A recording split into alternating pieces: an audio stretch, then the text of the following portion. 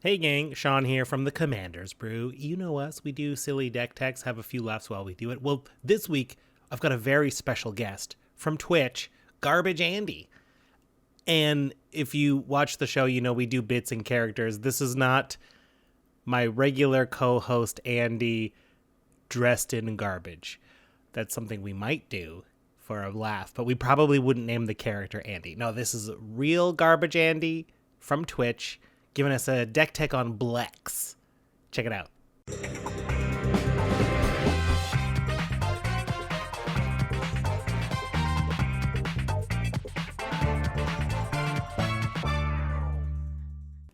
All right, we're talking about Blex. You've called this deck Blex creepy-crawlies, and I think that's a great name. Blex loves the creepy-crawlies.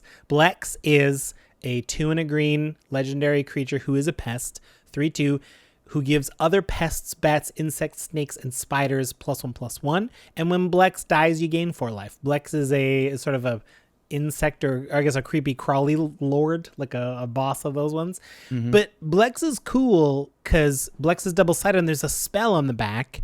It's very cool to have a sorcery in the command zone. Search for Blex. I mean, spoiler alert, he's on the other side of this card. But 2 black sorcery. Look at the top 5 cards of your library, put any number of them in your hand, and the rest into your graveyard, and you lose 3 life for each one you put in your hand this way. I think this is such a cool mechanic, and the commander tax goes up either way, whether you cast it as a sorcery or Blex comes out and dies.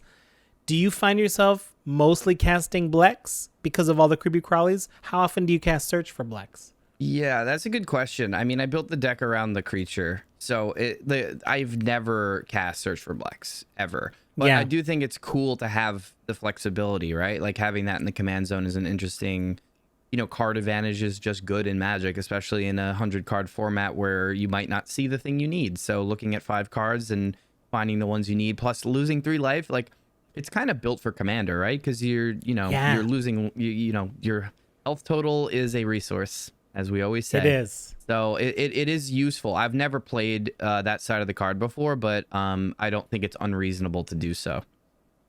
Yeah. It's a pain in the butt to take it out of the sleeve, too. It's just easier to leave it in. Or you got to have 2, and that's a pain also. Yeah, This is best. So, okay, great. Let's go. Normally on the show here, if you're a longtime listener, you'll know we start with we set the scene. We talk about the vegetables of the deck, kind of the basics, what makes it tick. We save the fancy stuff for later. But Andy, you've brought us the vegetables we are going to take part on are it's like the Met Gala vegetables. These are the vegetables. We do a bit of a budget podcast around here, but you got some bangers, to be fair. Mana Crypt is in here. Y'all know Mana. I mean, you might not know Mana Crypt if you play budget, but it's 0 for an artifact. You flip a coin and maybe lose 3 life when you lose the flip every turn, and it taps for 2. Super Sol Ring. One of your nice removal spells is Damnation. 2 black, destroy all creatures. This only is expensive because they don't print enough mono black board wipes, but I mean, they color shifted a white one once and refused to reprint it too much. So that's why this one's pricey. And, this one too, the Great Henge. Man, we all knew this card would be amazing. It's the 7 green legendary artifact that costs X less, where X is the biggest creature you have, the highest power. Taps for 2, and whenever a creature enters non-token, you draw a card and put a +1/+1 counter on it. Amazing.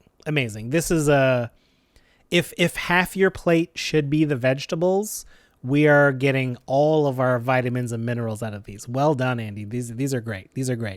Cheers. Yeah, admittedly, so, and I might take flack for this, but I'm comfortable talking about it. I am an advocate for proxies, especially in EDH.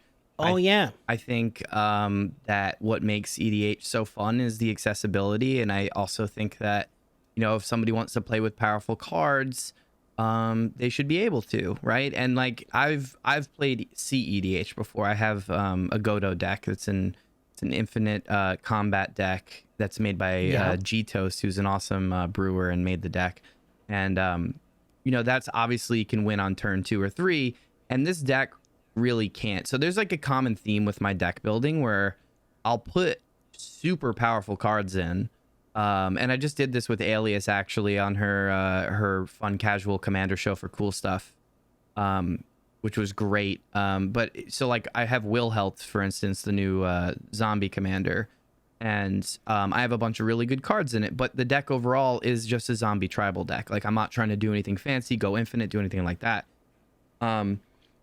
So that's kind of what I did here. Like I have some good cards, and going back to the proxy thing, I do own, I would say 99% and maybe 98% of these cards. The things I don't own in paper are the lands. I own every single thing else. So I don't own a Bayou. I don't own a Gaia's Cradle. Every single, okay. And I don't own Urborg, but that's not too pricey, I don't think. So that's it. I don't think anyone would give you flack for it. I mean, we consider ourselves a bit of a budget podcast. When we started the show, we would do $50 decks, but we had to creep that up to $100 because a lot of the staples got expensive. But the cards we're talking about, Mana Crypt, Damnation, the Great Henge, these cards are expensive only because they kind of have to go in every deck if you want to be on a level playing field with everyone else who just runs these, because they're the best at what they do. Right. And that should never be like these ones. If anything, it's like, I know it's all supply and demand, and I'm not an economist. I don't get how the world works when it comes to money, but these ones should be 50 cents. And like cards like the commanders should be the expensive ones because they're the special ones. They're the ones that like, ooh, this is special to me. I saved up for this one. But it's like, no, the most interesting card in the deck is 50 cents. But this one that just does a basic thing, $150. It's ridiculous. Yeah, it's ridiculous to consider $100 deck as budget. And it's like, you can do a lot for $100. You can go to a very nice restaurant for $100. Yeah. That seems too much for a deck. So I'm all for proxies as well. I'm not going to give you any flack on that whatsoever. Cool. So we've talked about some of the vegetables. So another thing that's so we're going to get to the neat moves of the deck, which is kind of the next section. And Andy, I want to give you the honor of throwing us to the neat move section. So, and the only thing you need to know to do that is to say neat moves in kind of a very awkward manner. It's a tradition we've just kept going from the beginning. All right, here, I'm going to put some reverb on for it. Okay. It's time for some neat moves. Working on a neat move. Fantastic. Is that weird enough? That's perfect. I love it. We like it weird around here. I stared into the camera too, so. Yes. I felt it. I felt it into my soul. Right. There's a sacrifice sub-theme. So needless to say, Blex has a lot of little creepy-crawlies, insects, spiders. I'm thinking tokens will appear. So, of course, there's a sacrifice sub-theme.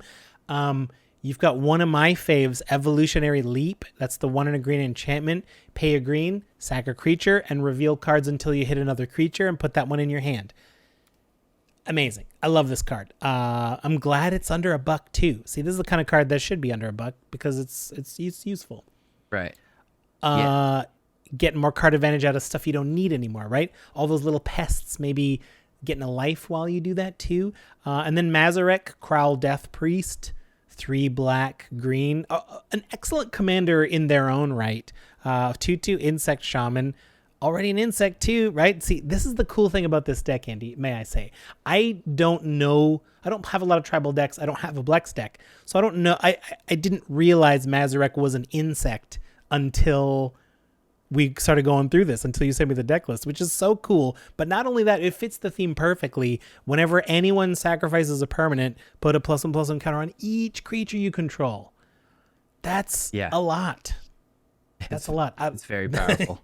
Yeah, it's great. I love sacrificing. And then to sacrifice, you've got tons of things that make tokens.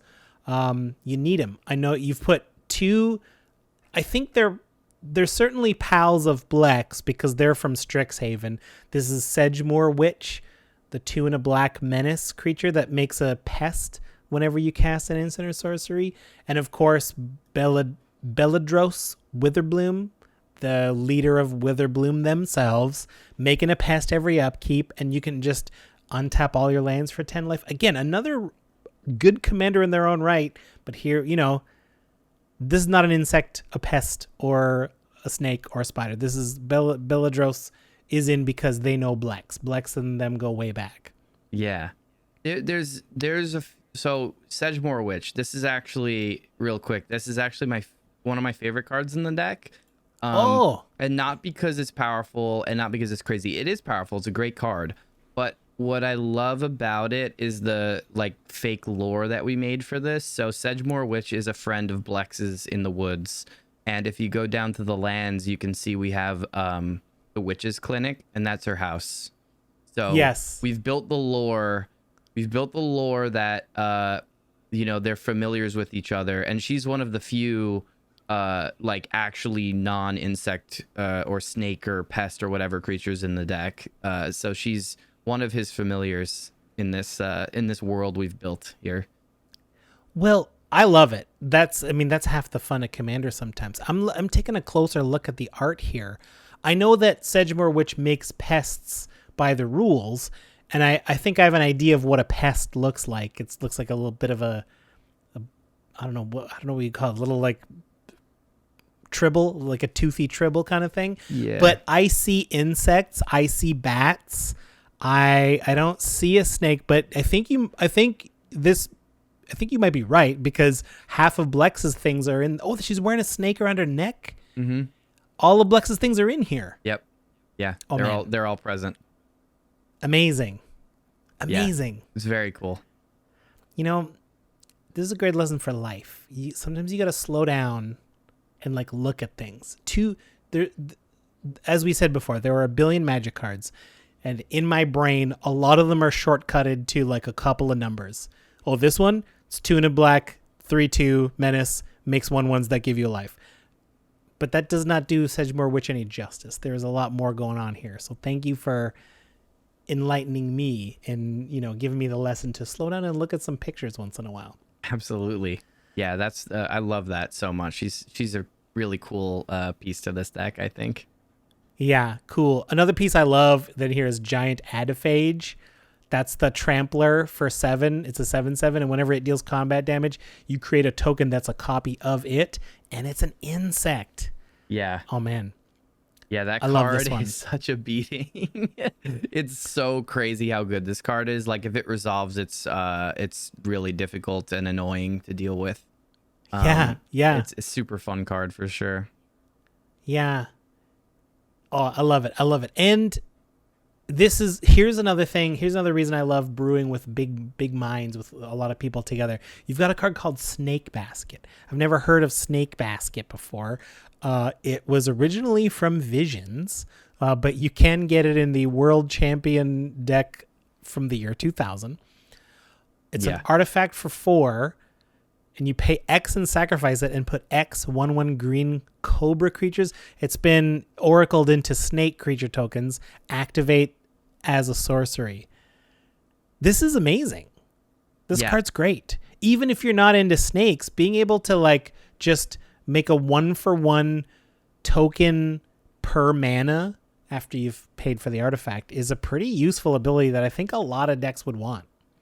Yeah, I think one of the interesting things with building this deck, and one of the things that was a balance when I was talking to Chad about it, was how flavorful can we be without sacrificing too much power. So a lot of the cuts that had to be made in this deck were often cards that I was attached to for flavor reasons, just because I didn't aim to make an amazing EDH deck. The goal with Blex was never to be this is a competitive deck. I love it. I bring this in.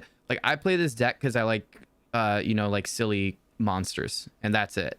So finding cards that have the word snake on them, and it's a snake basket, that's hilarious. It's not an incredible Magic card, but I just love that in the deck, so I decided to keep it. There's probably some better there are definitely better cards than Snake Basket to include in the Golgari list. But what I've always loved, and again, going back to your question when we were talking about it earlier, is like I love like tribal decks, and I love flavorful decks. I love decks that feel consistent thematically. There's a lot of Magic cards, and there are some in here. It's not like pure flavor, but it's, you know, there are a lot of Magic cards that are just good and are played in every EDH deck because they are good, right?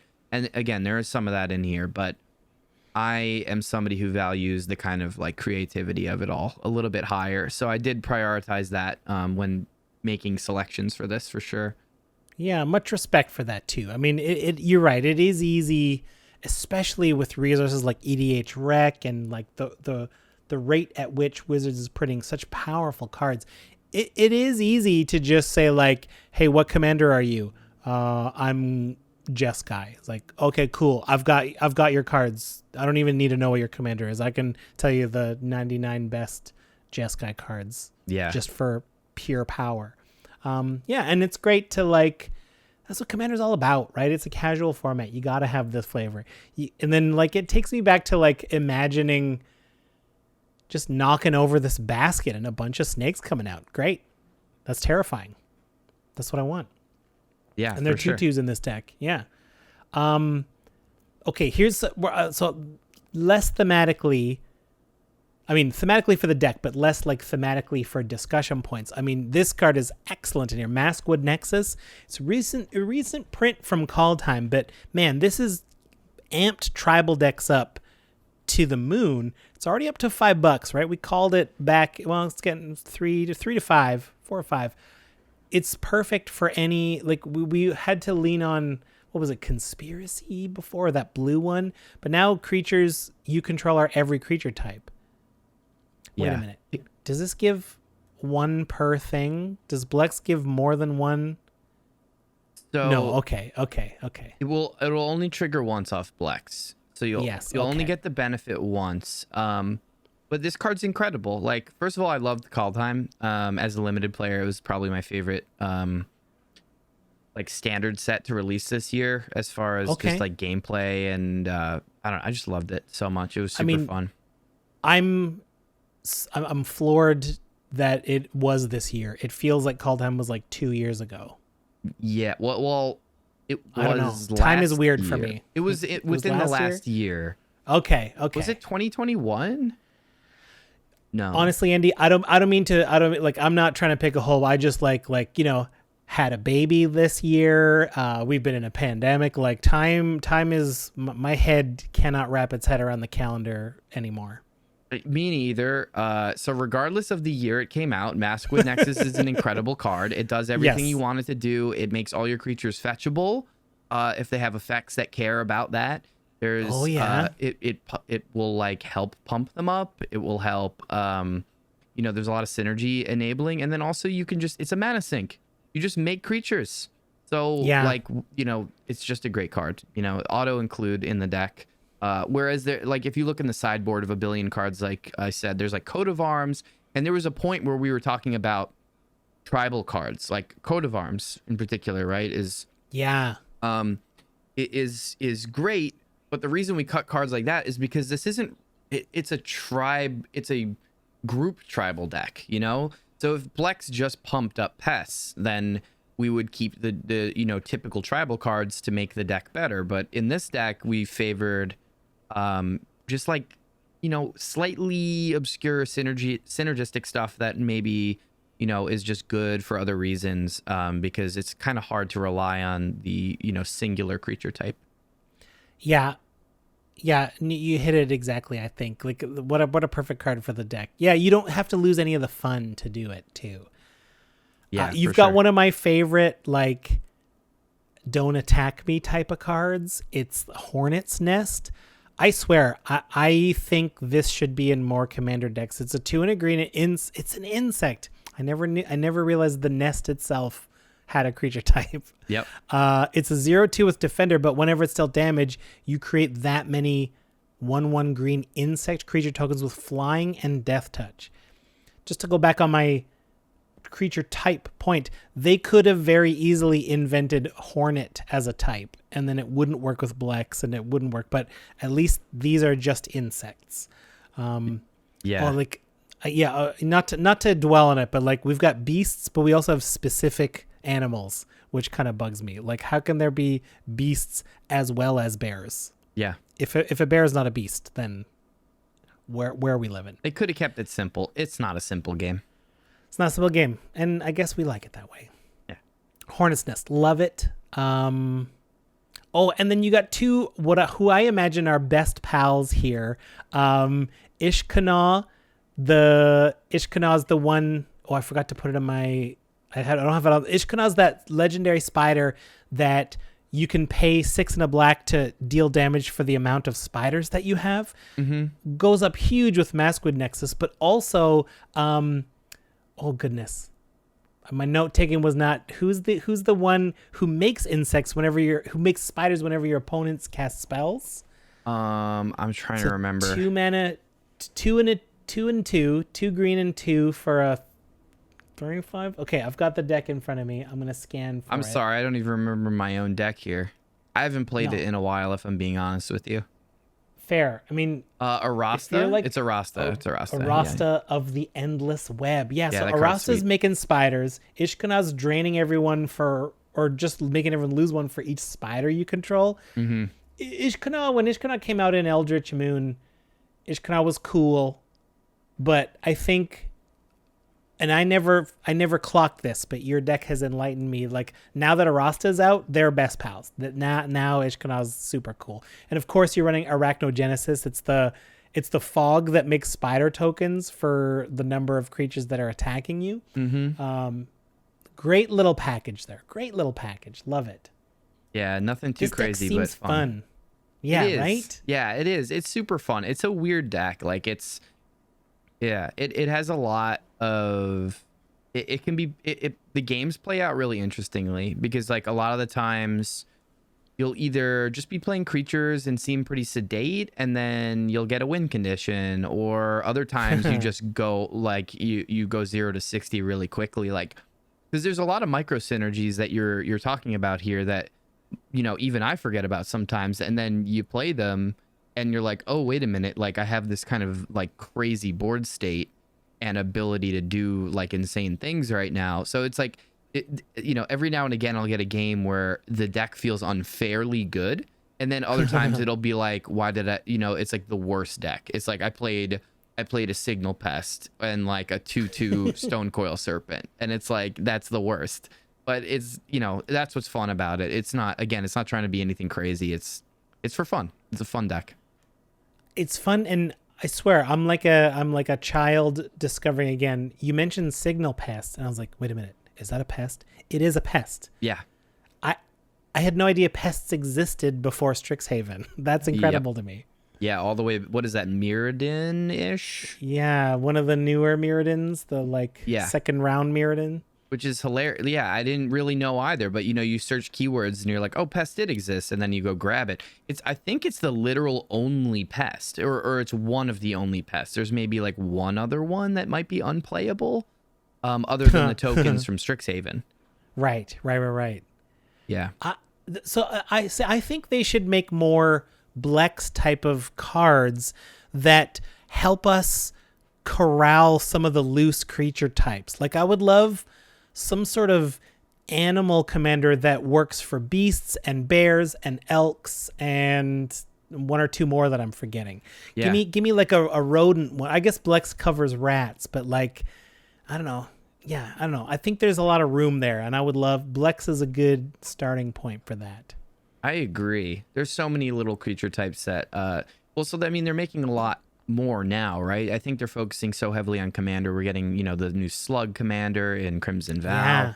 So I think they're focused on, I think, giving some of these like maybe cult classic creature types some love, so that somebody can whip out their favorite weird tribal deck, or, you know, whatever they've got wanted to make for like ever, which is great. But I agree. I think that's cool. Like what you said inspired me just there. I wish there was like a woodland creature, like a woodland elemental that cared about elk and bears and like, you know, just woodland creatures. That's such a cool. Yeah. I love that. And that's I think what drew me to Blex too, is that it's just very like encompassing of creepy-crawlies, which is like, as a kid, I loved, right? I loved insects and, you know, making, you know, sorts of toys that were bugs and snakes and things like that. So it's just like it's a really fun you know, way to build a deck, I think.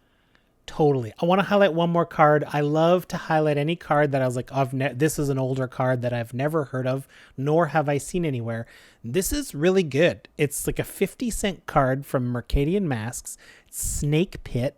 It's a 4-mana enchantment, and whenever an opponent plays a blue or black spell, I don't know about you, but it's very rare there's not a blue player at the table or a black player. Like, the odds are impossible this does not exist. Anytime an opponent plays a blue or black spell, you may put a 1/1 green snake creature token into play. Mm-hmm. Perfect. Yeah, this was going to be a cut, actually, but it Ooh, stayed. Okay, good. See, and I not to dwell on it, but I know why. Because at a 4-mana enchantment, we've got like Wilderness Reclamation. Like, there's so many other cards in Commander that are like, well, this pales compared to those. You might not even, like, what if there is only one blue player? You're not going to get anything off of it. It's not what it's about. Yeah, for sure. This is one I fought Chad on this one too. You know, like I was like, no, I want to keep this one. It's similar to Snake Basket, where it's like, it's so narrow and like not good, but it's called Snake Pit, and look at the art. It's just like perfect. This is what I want for the deck. So I said, again, the balance was figuring out cards that were flavorful, but also like fun, and you know, were good. I believe Slash, when he quit Guns N' Roses, tried to make, I don't know if it was a band or just an album, Slash's Snake Pit, which this reminds me of. So I would definitely put a little his hairdo and top hat on. Maybe put a little guitar in his arm. I need an altar of that, like, really badly. Yeah, that'd be pretty cool. That's the deck. That's only a part of it. Obviously, we can't talk about every card, but there's so many more insects. If it's okay with you, Andy, I'll like put it up on like a deck site. We go through TCGplayer, so could I put a copy of this up there so that viewers can like look through? Oh, absolutely. Yeah, feel free. Excellent. I'll put it up there. We'll give you the budget report in the meantime.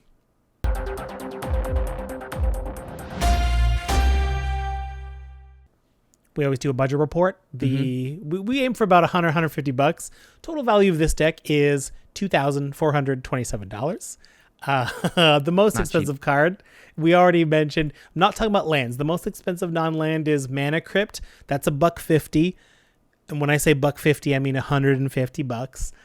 Crater Hoof is up to $50, but I think when that secret lair drops with the Child's Drawings, when you get 2 in one secret lair, that has to bring this down, right? I think so, but even then, I feel like it's, I don't know. I guess we'll see, because it's such an interesting printing of it that some people I don't think will love. Like, I love it, but I don't. I love it. It's not like, you know, the typical secret lair where it's kind of just like a cool version of it. It's like definitely a unique take on the card. Yeah. I mean, I'm psyched for it, but we'll see. Yeah, how it impacts the price. Yeah, and then the third one is Great Henge, just $45. And again, I don't go into the lands because like the lands, everyone should proxy all the lands they want, as long as everyone is kind of at the same level. I think that's important. I mean, you know, Bayou and Guy's Cradle are in here, and those two together combine to $150 also. But like this time, $1 means 1,000 and 50 means 500. But and so. I want to leave with this thought. Here's my closing thought here. We talked about proxies earlier. I'm all for them. But don't you I noticed that on Guy's Cradle, you can get a World Champion deck 1999 version for $200, which those are those gold border ones that are not legal in like tournament play. Like, they don't count. You can't just bring these to tournaments. Not that there's any Commander tournaments, but philosophically, they're not officially legal, but Commander players seem fine with them. That's why it's $200. Right. So then really philosophically, what is the difference between this and a proxy? Because if they're officially unrecognized, why not just proxy it? I don't know. Instead of $200 for this one, proxy your own one for, I don't know, $1.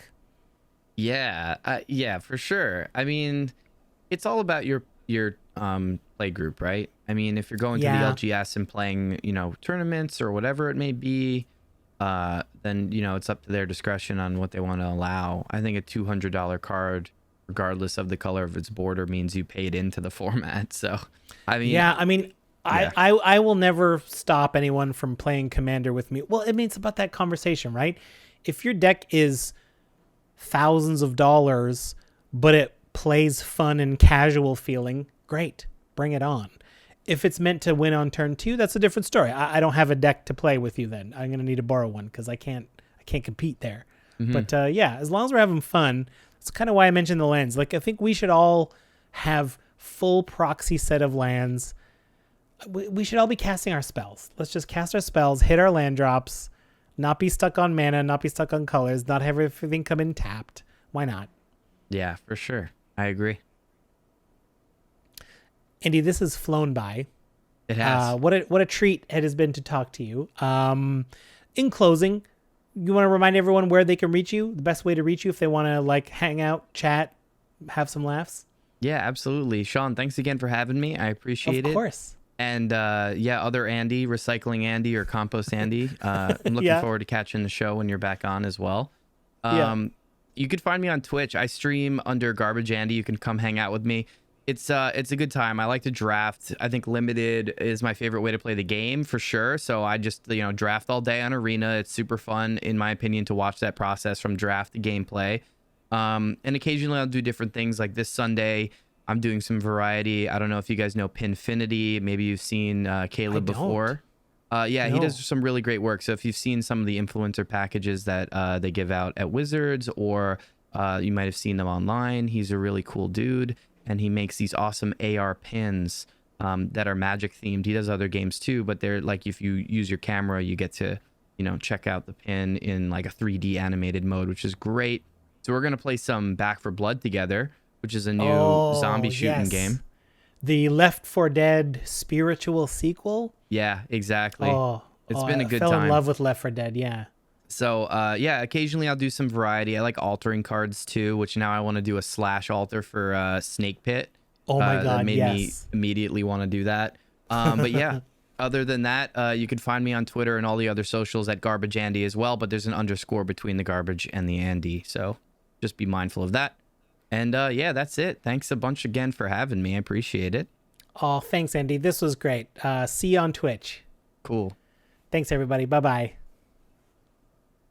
Thanks for watching. If you love what we're doing, consider supporting the show by going to patreon.com/commandersbrew. And if you want to get any of the cards from our deck list, that helps us out too. And for a free way to help us out, consider sharing the show with some friends. Like and subscribe, add a comment or two. See you later. Bye.